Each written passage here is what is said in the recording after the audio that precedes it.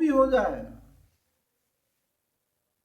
यदि आत्म सन्निकट उनका अभिमुख, इस बात को ध्यान रखें, आत्म सन्निकट आत्मा अभिमुख यदि उनकी दृष्टि नहीं है तो ऐसी मित्रता बहुत ज्यादा दिन नहीं चलती।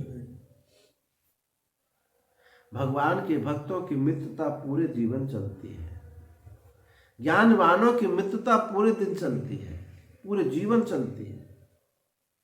क्यों चलती है? उनका अपना निजी स्वार्थ कामना नहीं। और जो अपना निजी स्वार्थ कामना वाली वृत्ति रख के मित्रता होती है, तो जब कामना नहीं पूरी होगी या किसी और दूसरे से पूरी होगी तो बस छूट जाते हैं, छूट जाता है वहीं पर। तो ये इसलिए प्रश्न शंका उठाई कि आपने कहा यदि गत्वान निवर्तन्ते, ऐसा हो ही नहीं सकता। जब गति है तो अगति भी होगी, क्योंकि जहाँ संयोग होता है वह वियोग भी होता ही है, ये बात प्रसिद्ध है। फिर कथम उच्यते तद्धाम गतानाम नास्ति निवृत्ति, फिर आपने ऐसे कैसा कह दिया उस धाम में जा करके फिर लौटता नहीं है,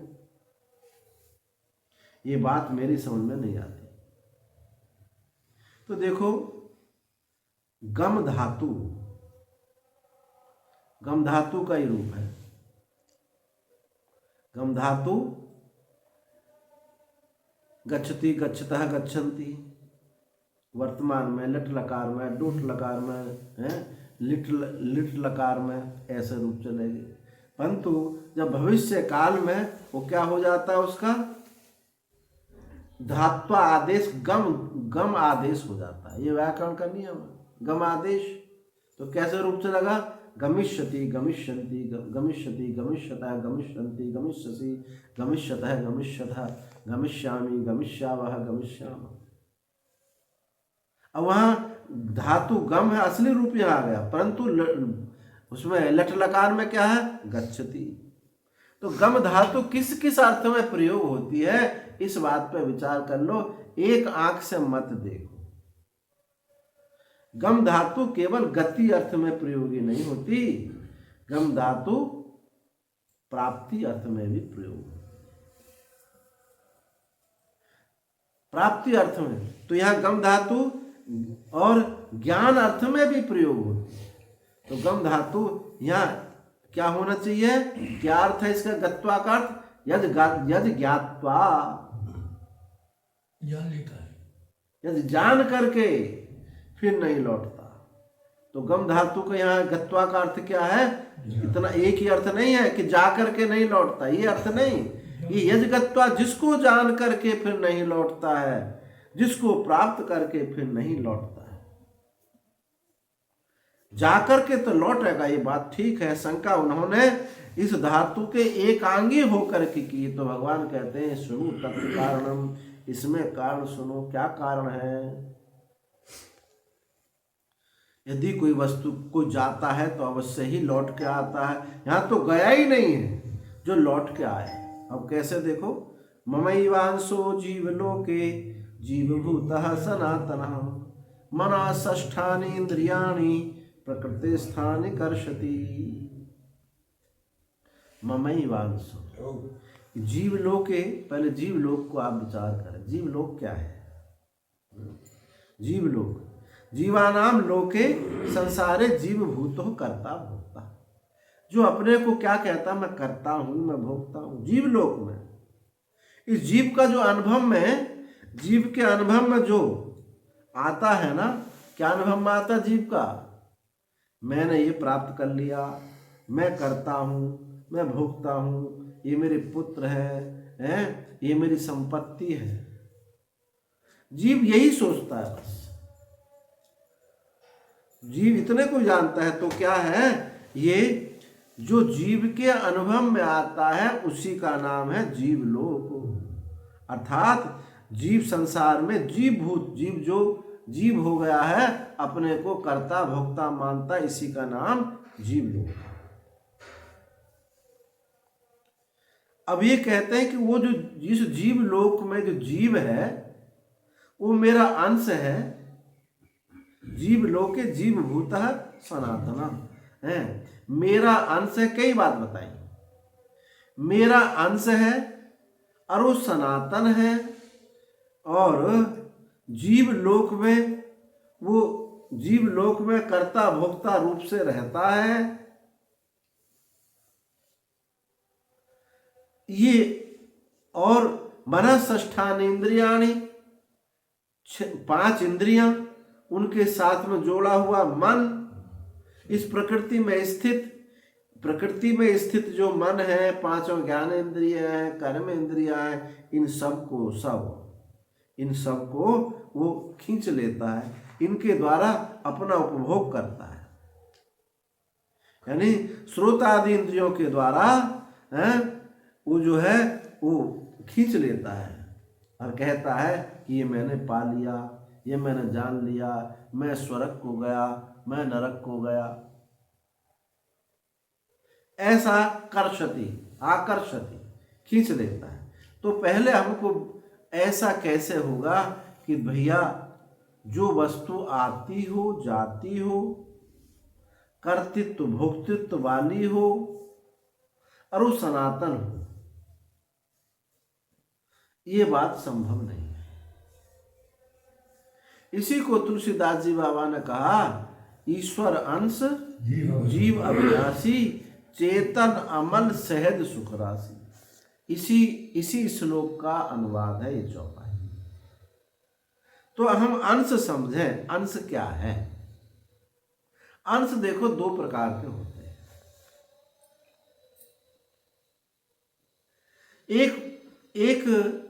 एक अंश ऐसा होता है कि जैसे एक ये कागज है, इस कागज में से एक कोना फाड़ो, अब ये जो है अंश बन गया और ये हो गया अंश। तो एक अंशांशी भाव ऐसे होते हैं। क्या जीव और क्या ईश्वर क्या इसी प्रकार से अंशांशी हैं? ईश्वर का अंश जीव जो कहा जा रहा है, क्या इसी प्रकार से अंशांशी हैं? अगर इस प्रकार से अंशांशी है तो ईश्वर तो टूट जाता है, वो पूर्ण नहीं कहा जाएगा, अपूर्ण कहा जाएगा। कहो कि अनंत में से अनंत तोड़ लिया जाए तो वो पूर्ण रहेगा। तो ये तो एक कहने की शब्द है ना, अनंत में से अनंत टूटता है, ना अनंत में से अनंत जुड़ता है, ना घटता है ना बढ़ता है, कुछ होता ही नहीं, वो अनंत ही है। ये तो शब्द है केवल, अनंत में से अनंत तोड़ लिया, अनंत में से अनंत तोड़ लिया। तो जो टूटने की क्रिया है, बीच का स्थान है, उसको क्या कहोगे? अनंत टूटता नहीं, अनंत जो है कई स्वरूप है, स्वभाव है। अच्छा कहोगे महाराज शून्य भी ऐसा नहीं होता, पर ऐसी बात नहीं। शून्य में शून्य जोड़ो तो भी शून्य, शून्य में शून्य घटा दो तो भी शून्य है। पर एक बात और है, यदि शून्य किसी के बगल में बिठा दो, एक के बगल में बिठा दी तो 10 हो गए, और 10 में से एक शून्य हटा दो तो 1 रह गया। लेकिन अनंत में ये बात नहीं, चाहे बगल में बिठाओ, चाहे ऊपर बिठाओ, चाहे नीचे बिठाओ, अनंत तो अनंत है। तो अनंत में टुकड़ा कैसे हो गया? अनंत में से यदि अंश निकल गया तो ये ईश्वर जो है पूर्ण नहीं कहा जाएगा। और जो वस्तु खंडित हो जाए, जो वस्तु पूर्ण ना हो, वो विनाशी होती है। जो खंडित हो जाए तो क्या ईश्वर विनाशी है? ना तो किसी संत को ये बात पचती है, और ना अज्ञानता में बैठे हुए लोगों को भी ये बात नहीं पचती कि ईश्वर विनाशी है। तो फिर क्या है जो भगवान कह रहे हैं, ईश्वर अंश जीव अविनाशी। जीव ईश्वर का अंश है और अविनाशी है। बोले महाराज सूर्य में से किरण निकल रही है, किरण भी है और सूर्य भी है। तो इस प्रकार से अंशांशी भाव ये कौन मानते हैं? ये हमारे वैष्णव सिद्धांत कहता है। जब इसकी व्याख्या वैष्णव करेंगे ना, तो क्या व्याख्या करेंगे? ईश्वर से यानी सूर्य से निकली हुई किरण के समान। किरण जो है जीव है और सूर्य जो है ईश्वर है। किरण निकलने पर भी सूर्य का कुछ घटता नहीं है, पर ऐसी बात नहीं है। जिसमें से जो चीज निकलती है उसमें कुछ ना कुछ कमाबेशी आती है। किसी समय सूर्य जब वैज्ञानिक की दृष्टि से भी बहुत एक बड़ा दहकता हुआ आग का गोला, अब वही वैज्ञानिक लोग कह रहे हैं धीरे धीरे ठंडा होता जा रहा है। जब सृष्टि के प्रारंभ में वो कहते हैं कि सब झुलस जाता था, तो कुछ निकली किरण तभी ना। यदि अग्नि से चिंगारी ना निकले तो अग्नि जो है समाप्त नहीं हो सकती। कुछ क्षरण हो जाता है। जो क्षरण होता है भले दिखता नहीं है, इस शरीर में आपको नहीं दिखाई दे रहा कि आज कितना क्षरण हो गया। कोई मीटर पैमाना है कोई जो कि बता सकते हो कि आज इतने हम कमजोर, इतना क्षीण हो गया शरीर, लेकिन क्षीण हो रहा है। क्यों जानते हो? विनाश ताके का नष्ट होने के कारण कि ये निरंतर क्षीण हो रहा है, इसलिए आयु बढ़ती नहीं है, आयु क्या घटती ही है। 25 साल के हो गए हम, 25 साल तुम्हारे आयु में से कम हो गए। 25 साल हो नहीं गए, कम हो गए। आप अभाव का जन्म दिन मनाते हैं। कैसी विडंबना! अभाव का जन्म, वृद्धि का जन्मदिन नहीं मनाया जा रहा है। जन्मदिन मना रहा है घटोत्तरी का, कि खुशी हो रही है कि हम इतने कम हो गए, इतनी हमारी आयु कम हो गई। अब कहते हैं कि हमारी इतनी आयु, हम इतने हो गए। ये सब है क्या है? कबीर ने उल्टा कहा, भीगे कंबल बरसे पानी। भीगे कंबल वर्षा पानी, तो ये कुछ रहस्य से कहा उन्होंने। तो ये जो है क्षरण होता ही है। उन्होंने, उन वैष्णव सिद्धांत ने ईश्वर का जीव जो अंश है उसको स्वगत भेद माना। एक सजातीय भेद, एक विजातीय भेद, एक स्वगत भेद, 3 प्रकार के भेद होते हैं। सजातीय भेद तो यह कि अपने जैसा कोई दूसरा। विजातीय भेद यह है कि अपने से विपरीत जाति का, जैसे मनुष्य है अरे गाय है। मनुष्य सजातीय है और मनुष्य गाय विजातीय है, परंतु एक स्वगत भेद होता है। तो जीव को ईश्वर का स्वगत भेद मानते हैं। कैसे मानते हैं? एक वृक्ष है, उस पर डाली है, पत्ता है, फूल है, फल है। अब वो पेड़ में सब मौजूद है, वृक्ष में। उस पर जो फूल आया है या पत्ता है उस वृक्ष का अंश है। ऐसे ही पत्ता वृक्ष से अलग हुए बिना ही वो उसका अंश है। ऐसे ही जीव जो है ईश्वर का अंश है, ऐसा वैष्णव सिद्धांत कहते, उपासक लोग कहते हैं। और वो अंश जो है अविनाशी है। तो यहां ऐसा अंश स्वीकार नहीं किया गया है।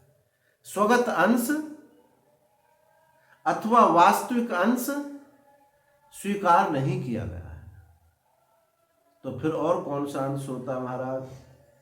एक अंश और होता है। अब जैसे 1 रुपया है, 1 रुपया है, 10 मान लो, चलो 1 रुपया अब दिखाई नहीं देता। अब इस रुपया में, इस 1 रुपया में, 10 रुपया में अब बच्चे को दे दी, जाओ कुछ दुकान से खरीद लाओ। कहा कि 4 आने का जीरा, 4 आने का धनिया, मम्मी ने भेज दिया 4 आने का धनिया, 4 आने का हल्दी, 4 आने का मिर्चा, ये लिया ना और रुपया दे दिया। अब वो 4 पुड़िया बांध के ले आता है, 4 पुड़िया बांध के, रुपया दुकानदार ने 4 टुकड़े नहीं करे उसके। ऐसे ही अपने जहां पैसे रखता बटेना उसमें रख लिए। अब ये क्या है, उस रुपया में 4 की कल्पना की गई। रुपया टूटा नहीं, फूटा नहीं, कुछ नहीं हुआ, बिना तोड़े फोड़े ही रुपया के 4 चवन्ने की कल्पना कर ली गई। ऐसे ही इस पूर्ण तत्व में, इस अनंत तत्व में जीव की एक कल्पना है, व्यवहार चलाने के लिए, अंतःकरण शुद्धि के लिए। ये कल्पना अनादि है परंतु अंत वाली है। जीव की कल्पना, जीव का भेद, जीव ईश्वर का भेद, जीव जगत का भेद जो है, ये सब जो पंच भेद है, ये सब अनादि होकर के भी नाशवान है। ये जो अंश है, कल्पित अंश है, जब तक उसको ये पता नहीं चलता कि मैं वास्तविक रुपया ही हूं, तब तक ये चवन्नी का व्यवहार होता रहता है। उस तत्व में अंशांशी भाव है ही नहीं। अंशांशी भाव यह कल्पित है। ये षष्ठी के विचार, षष्ठी की श्रुति आती है ना, ये सब की सब जो है, ये सब क्या है, कल्पित है। ये विचार किया जाता है। तो अंशांशी भाव इस प्रकार से, मवै वांशो जीव लोके जीव भूता सनातन, मेरा ही अंश है, मेरा कल्पित अंश है जीव, और कैसा है, सनातन है। ये अनंत, ये जीव को, ये जीव सनातन होकर के भी अपने को मरने वाला मानता है। धारा रूप में अपने को नित्य मानता, अविनाशी, अविनाशी है। ये शास्त्र का अध्यारोप है। जीव नहीं, जीव तो कहता मैं तो मर गया, परंतु शास्त्र सुना ना भैया, अब तू और किसी योनि में चला गया। तो वो सनातन होकर के, ये सनातनता जो है कभी उसकी विनाश नहीं होती। तब तो इस श्लोक में सनातन क्या दिखाता है, उसकी लक्ष्यार्थता को दिखाता है, और अंश उसके कल्पितता को दिखाता है। वास्तविक अंश ना होकर के कल्पित अंश है। इस प्रकार से ये जो जीव है परमात्मा का अंश है। अंश भागो अवयव एक देश इति अनर्थांतर, अनर्थांतरम, अन्य अर्थ में कोई नहीं है। तो कैसे यहाँ भगवान भाष्यकार शंकराचार्य दृष्टांत देते हैं अंश का, कैसा है। जल सूर्य कहा, सूर्य अंश है। एक जल का पात्र है, उसमें सूर्य का प्रतिबिंब पड़ रहा है, तो क्या है, सूर्य अंश। पर सूर्य में कोई टुकड़ा उकड़ा हुआ नहीं। क्यों होगा अंश ये, जल के कारण। यदि पात्र में जल भरा हुआ ना होता तो सूर्य दिखाई नहीं देता।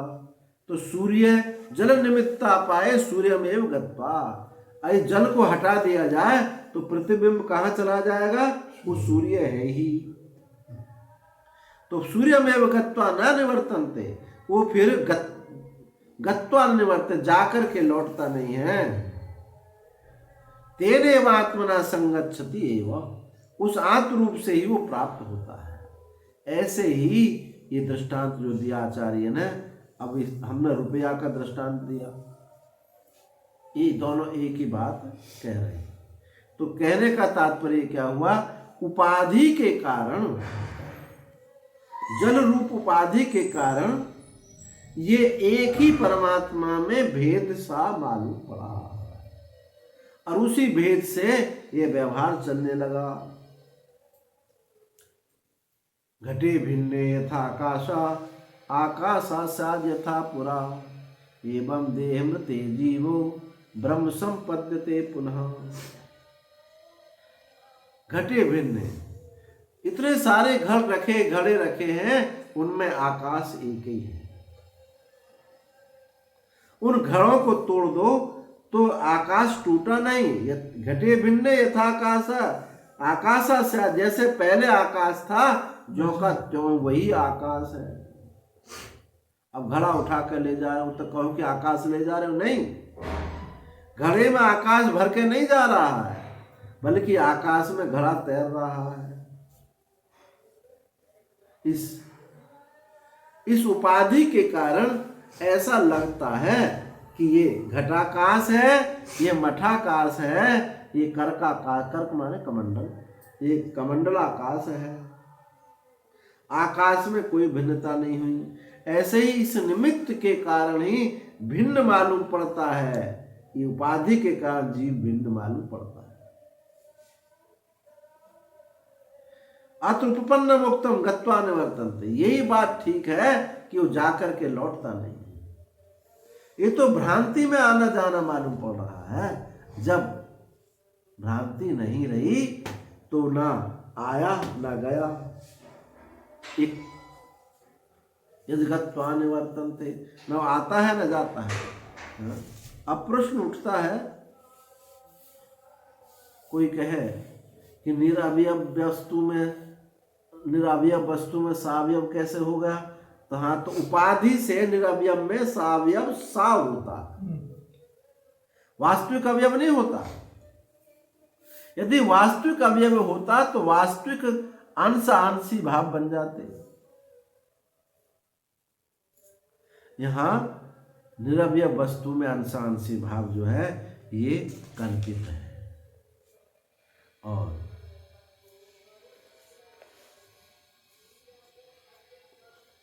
कल्पना से ये बात निश्चित हो जाती है कि वो सनातन है। फिर अंशांशी भाव कहने के क्यों कहा? क्यों उसको अंशांशी भाव का? ममैवांशो, अरे भाई, जहां हम जैसे बैठे हैं, जिस स्तर पे बैठे हैं, तुमको इस स्तर से उठाना है, समझाना है। जो कहता है, जिसकी दृष्टि में बात बैठी है कि जगत है, सृष्टि है, किसी ने बनाई होगी, कभी बनी होगी, तो उसके लिए श्रुति कहती है हाँ बनी है। कैसे बनी? तस्वाद वायु तस्वाद आकाश संभूता, उसी परमात्मा से आकाश हुआ, आकाश से वायु, वायु से अग्नि, अग्नि से जल, जल से पृथ्वी, पृथ्वी से औषधि, औषधि से अन्न वीर्य है, ये जगत हो क्रम बताया। पर वस्तुतः ये किसके लिए बताया जा रहा है? जो ये बात सच्ची समझता है कि जगत है, उसके लिए, जो सच्ची समझता है उसके लिए ये प्रक्रिया बताई गई। अब इस प्रक्रिया को तुम समझो, इस प्रक्रिया को विचार करो, तो विचार करने पर निकलेगा कुछ हुआ नहीं। तस्माद् वा एतस्माद् आत्मनः संभूता, आकाश, तस्माद् वा एतस्माद् आकाशः संभूत, उससे आकाश हुआ। और आकाश माने क्या होता है? पूर्ण। आकाश माने शून्य, आकाश माने अभाव। अभाव से भाव की उत्पत्ति कभी नहीं हो सकती। अभाव से भाव की उत्पत्ति कभी नहीं हो सकती, और भाव से भाव की उत्पत्ति भी नहीं हो सकती। आप देखो, विचार करो, सत से असत से सत की उत्पत्ति नहीं हो सकती, और सत से भी सत्य की उत्पत्ति नहीं हो सकती। असत से सत्य की उत्पत्ति, खरगोश का सींग से, अभाव से क्या उत्पन्न होगा? अच्छा, सत्य से सत्य की उत्पत्ति तो होती है महाराज, परमात्मा भी सत, हम भी सत। तो ये बताओ, जब सत्य से सत्य की उत्पत्ति हुई, तो जो उत्पत्ति हुई है ना, वो विकार होकर के हुई या अविकार होकर के हुई? कोई वस्तु उत्पन्न होती है, वो विकार होकर के उत्पन्न होती है उसको तोड़ करके फोड़ करके उत्पन्न होती है, अथवा बिना तोड़े फोड़े ज्यों के त्यों उत्पन्न होती है। यदि बिना तोड़े फोड़े ज्यों के त्यों उत्पन्न हुई है तो कुछ हुआ नहीं, उत्पत्ति नहीं। यदि तोड़ फोड़ के उत्पत्ति होती है तो फिर सत नहीं कहा जा सकता, क्योंकि सत की परिभाषा त्रिकालाबाधित्वम, त्रिकालाबाधित्वम, वो तीनों कालों में अबाधित है, उसमें कुछ हलचल बिना विकार विनाश घटत बनत कुछ नहीं हो सकता। तो सत्य से यदि सत्य की उत्पत्ति मानते हैं तो एक सत्य को हमको विनाशी मानना होगा। एक सत्य को विनाशी आपने माना तो महाराज सत्य तुम्हारा सत्य कहाँ रहा, वो तो एक विनाशी हो गया। तो सत्य से भी सत्य की उत्पत्ति नहीं हो सकती और असत अभाव से भी सत्य की उत्पत्ति नहीं हो सकती। ये तो एक बस भूल से एक प्रेत की तरह खड़ा हो गया है। और जिसको आपने सच्चा मान लिया, जैसे ठूठ में प्रेत होता है, कहते सचमुच चोर है, प्रेत है, ठूठ में चोर है, और वस्तुतः वो चोर नहीं होता। तो श्रुति उपनिषदों में कम से कम 84-85 जगह श्रुतियों ने सृष्टि का वर्णन किया। क्या वर्णन किया श्रुतियों ने? एक ने अनेक प्रकार से वर्णन किया है। कहीं कहा लोकानुसृजयी, सारी सृष्टि एक साथ सृजन हो गई।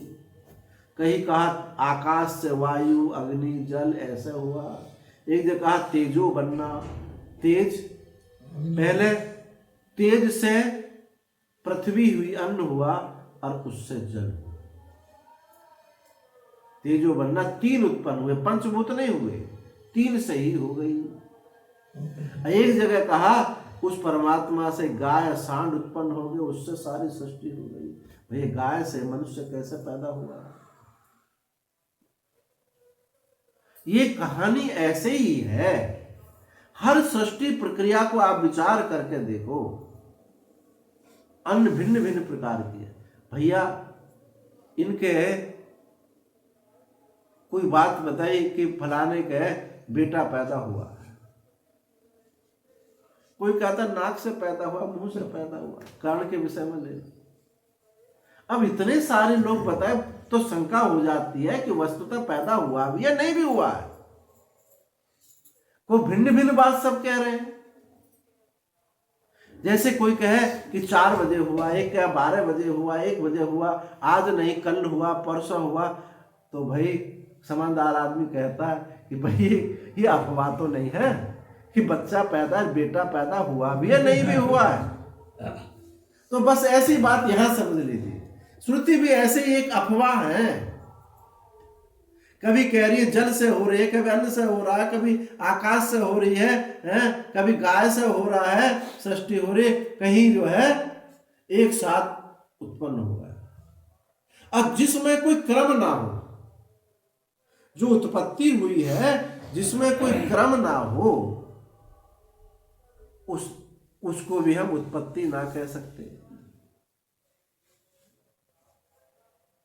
स्वप्न में कोई क्रम नहीं होता, लेकिन जब देखते हो तो क्रम होता ना सही सही।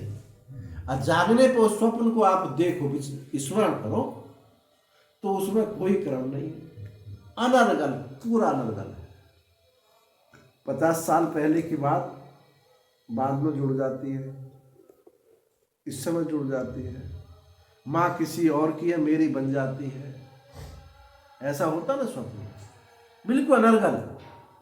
केवल वृत्तियों का, इन वृत्तियों का आपस में कोई तारतम्य नहीं है, कोई क्रमबद्धता नहीं है, कोई सटीकता नहीं। इसलिए स्वप्न को क्या कहते हो? अनर्गल कहते हो। स्वप्न की वृत्तियों का कोई तारतम्य नहीं, कोई क्रम नहीं, इसलिए उसको मिथ्या कहते हो। जिसको सत्य कहते हो, जिस जागृत को, जरा इसको विचार करके देख लो, केवल पागलपन सिद्ध होता है। एक जैसे पागल रोड के किनारे बैठा है, वहाँ पर एक झोली लगी रखी है, वहाँ में से बीन बीन के पॉलीथीन घुसा लेता है, पत्थर घुसा लेता है, पत्थर निकाला दूसरी वृत्ति का चाटने लगता है, कभी उछालने लगता है, तब क्या कहते हो? पागल है। तभी तो, क्योंकि उनकी वृत्तियों का कोई तारतम्य नहीं है, क्रमबद्धता नहीं है, कोई उपयोगिता नहीं है, कोई प्रयोजन नहीं है। और अपनी वृत्तियों को जरा एक बार सुबह की शाम तक वृत्तियों एक बार आप देखो, जरा बाकी बारीकी से तटस्थ होकर के, दृष्टा होकर के इन वृत्तियों को देखो, तो दो काम होंगे महाराज। आप अभी करके देख लो, या तो वृत्ति गायब हो जाएगी, जब आप वृत्तियों के दृष्टा बनोगे, या तो वृत्ति गायब हो जाएंगी, या ये समझ में आ जाएंगे कि अनर्गल है। इन दोनों में से एक काम निश्चित हो जाएगा, या तो ये समझ में आएगा कि इस वृत्तियों का अत्यंत अभाव है, और या ये बात आ जाएगी ये अनर्गल है। तो ये तो बस जो बच्चे ऐसा समझ रहे हैं, बच्चे जो बच्चे ऐसा समझ रहे हैं कि जगत सत्य है, किसी ने बनाया है, तो श्रुतियों ने उनको समझाने के लिए एक तरीका कहा, गुरुजी से कहा। जब गुरु चेला बार बार कहा है, गुरुजी ये जगत तो सत्य है, हाँ बेटा सत्य है, पूरा सत्य है, जो का त्यों सत्य है। ऐसे ऐसे हुआ, तो अब वो विचार करेगा, तब खुद जाकर के पूछेगा कि गुरुजी ये तो बात बनती नहीं है। उस विचार करेगा जैसे इंद्र ने विचार किया, विरोचन ने विचार किया। उपनिषदों में आप देखिए, छांदोग्य उपनिषद, ब्रह्मा जी के पास गए, उन्होंने बताया कि आत्मा अजर है, अमर है। ये नेत्र में जो आत्मा दिखाई, नेत्र में, दक्षिण नेत्र में जो आत्मा, यही आत्मा है, दक्षिण नेत्र। तो किसी ने उसको प्रतिबिंब मान लिया, देह मान लिया। ऐसे जब विचार किया इंद्र ने, तो 101 वर्ष का ब्रह्मचर्य पालन करके उनको बात समझ में आई कि वस्तुतः आत्मा में। अब विरोचन को नहीं आई, तो विचार उसने नहीं किया, तो लौट कर चला गया, देह को ही आत्मा मान बैठा। तो जो ये श्रुतियां, सृष्टि श्रुतियां विचार करने के लिए हैं, इनको हम विचार करते हैं, तो ये बात सिद्ध हो जाती है कि जगत नाम की कोई वस्तु नहीं। उनको समझाने के लिए, सांत्वना देने के लिए, क्योंकि बड़ा होगा तो अपना विचार करेगा। जैसे कोई बच्चा है, उसको माँ अब रो रहा, चिल्ला रहा, सो नहीं रहा, ना खुद सो रहा, ना माँ को सोने दे रहा, तो माँ लोरी सुनाती है। क्या लोरी सुनाती है? एक बेटा, एक बंध्या का पुत्र था। बंध्या का पुत्र था, वो बड़ा बहादुर था, बहुत बड़ा योद्धा था। एक दिन उसने मरुमरीचिका के जल में स्नान किया, खरगोश के सींग का उसने धनुष बनाया, और गंधर्व नगर पे उसने चढ़ाई कर दी। बड़े बड़े गंधर्वों को पृथ्वी पर मार के गिरा दिया। ऐसा बड़ा योद्धा था। अब बच्चे को आगे नहीं। अब इस पूरी कहानी को जो सुनाई, इस पूरी कहानी को सुन के विचार करके देखो, ना तो बंध्या का पुत्र होता है, ना खरगोश के सींग होते हैं, ना मरुमरीचिका में जल होता है, और ना ही गंधर्व। गंधर्व लोग किसे कहते हैं? जो बादलों से आकृति बन जाती है ना, आकाश में नगर की सी आकृति बन जाती है, उनको गंधर्व लोग कहते हैं। तो ना तो गंधर्व लोक होता है। तो मरा कौन? कृष्ण ने मारा, लेकिन इतनी कहानी से बच्चे को नींद आ गई, माँ को शांति मिल गई। तो ये जो जब ये कहा, मामा तुम अपने को असत्य मानते हो, तो श्रुति वाक्य कहता नहीं, तुम अंश हो, असनातन हो। अच्छा, अंश है, सनातन है। अच्छा, तो फिर ऐसा क्यों कहा गया कि अंश होकर के मैं सनातन हो गया? अब विचार ये करेगा, अंश होकर सनातन कैसे हो सकता है? अंशी कभी अंश ना अंशी सनातन होता है ना अंश सनातन होता है। तब वो विचार करेगा। तो फिर ये महाराज हमको तो बात समझ में नहीं आती, फिर जन्म कैसे होता है, मरण कैसा होता है, ये तो बात बड़ी वैसी है। कौन जाता है, कौन जाता है और कौन आता है? तो कहते हैं मनः षष्ठानि इंद्रियाणि प्रकृति स्थानि कर्षति। मेरा जो कल्पित अंश है, जो सनातन है, इसी से 5 ज्ञानेंद्रियां और ये मन सहित 6ठी इंद्री क्या है, मन। इनको षष्ठानि इंद्रियाणि की जगह आप 11 इंद्रियाणि ले लो, कर्मेंद्रिय और जोड़ लो।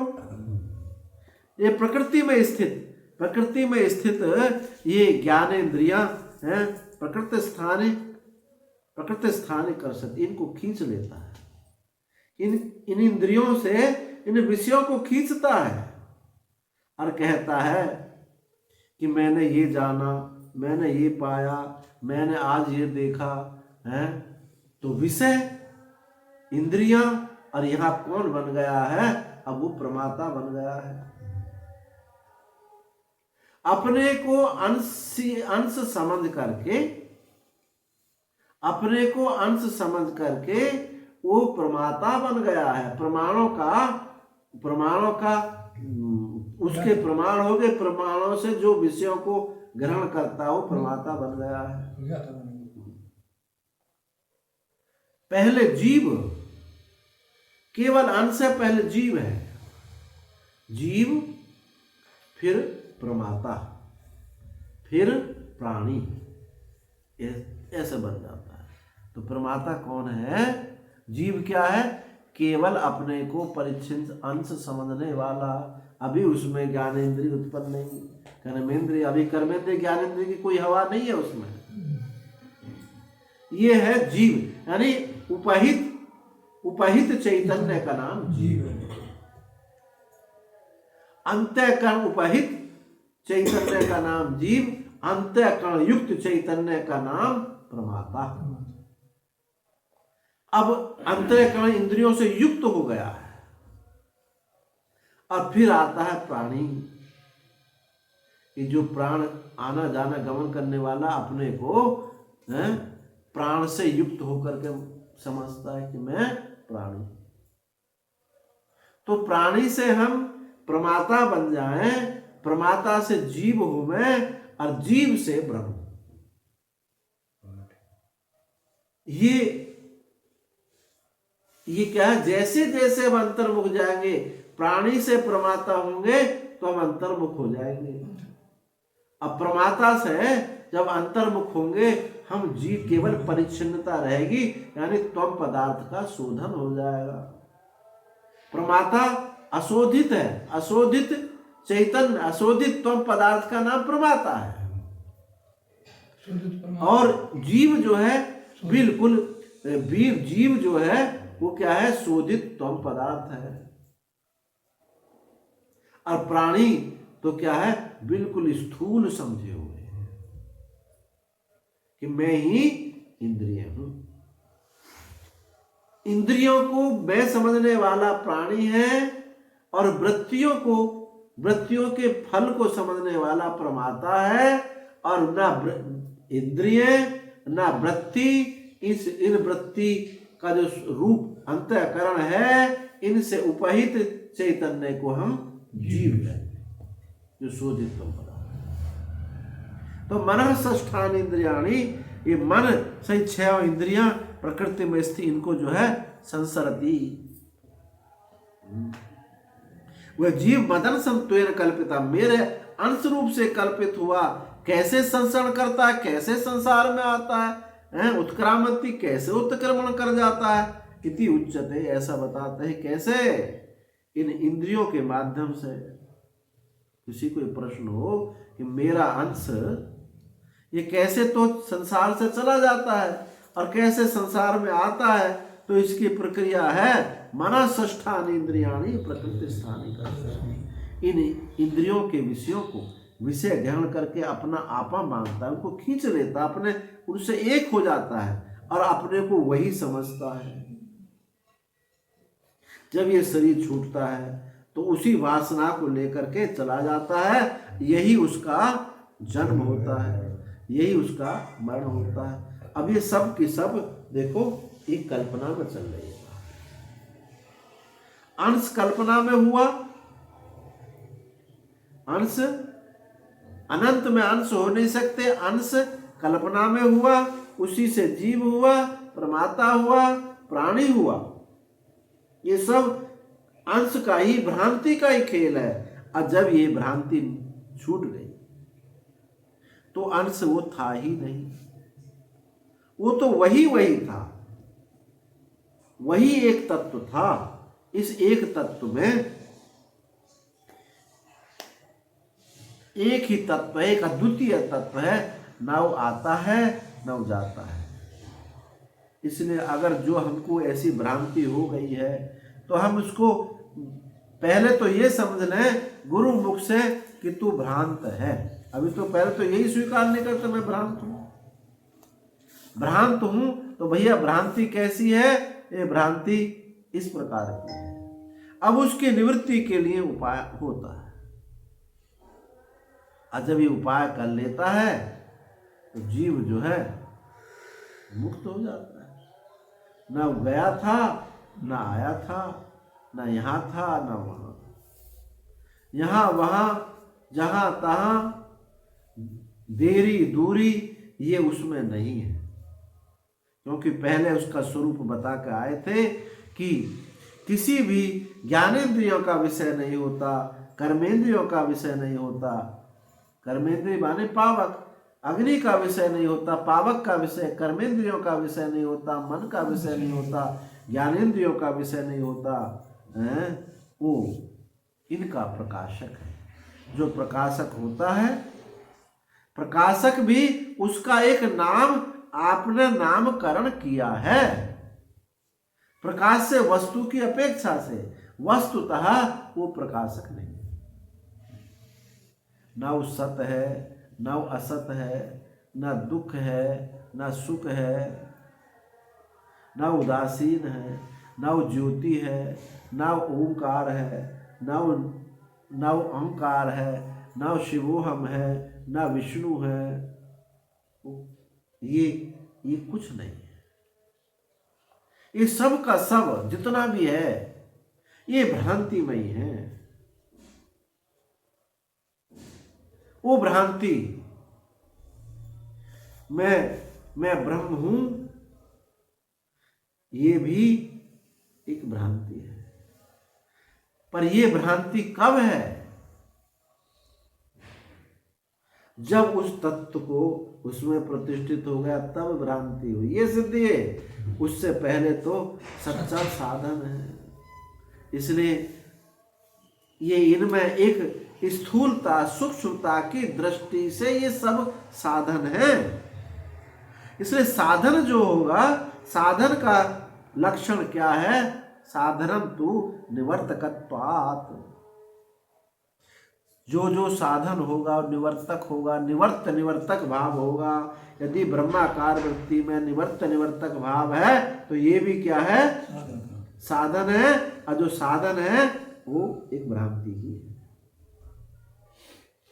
एक बार हमारे महाराज जी और शंकराचार्य स्वरूपानंद जी जो थे, एक नर्मदा किनारे इधर मंडला की तरफ एक संत रहते थे, उनको ठनठन पाल बाबा बोलते थे। ठनठन पाल उनको कहते थे। तो दोनों दर्शन करने के लिए गए। अब किसी संत के पास जाते हैं तो कुछ संवाद प्रश्नोत्तर कुछ होता ही है। तो स्वरूपानंद जी महाराज ने पूछा, महाराज साधन क्या है? अब वो फक्कड़ महात्मा ठनठन पाल अपनी अनुभूति में बैठे रहते थे। बोले साधन साला गधा है। अब कह के फिर चुप हो गए, कुछ बोले ही नहीं। अब कैसे उनको बुलाया जाए? उनकी तो मस्ती है, ऐसे अद्भुत महात्मा की तो मस्ती है, बोले बोले ना बोले। अब वो बोले ही नहीं।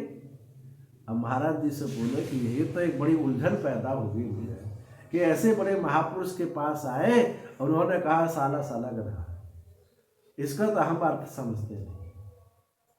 तो महाराज जी बोले सीधा सीधा उत्तर है इसका। साधन माने ढोना। आपके पास गाड़ी है, घोड़ा है, वो ढोने के तो काम करता है। तो साधन ढोता है और ढोने का काम गधा का होता है।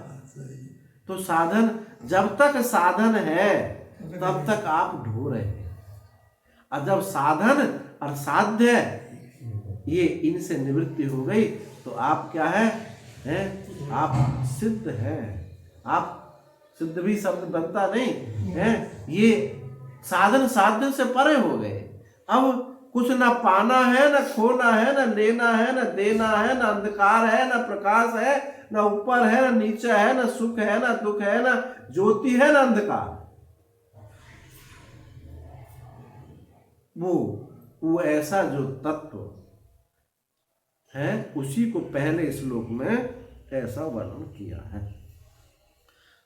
तो चलो ये 2 श्लोक हो गए कि इंद्रियों के माध्यम से, मन के माध्यम से ये जीव जो है अपने को कर्ता भोक्ता समझता है।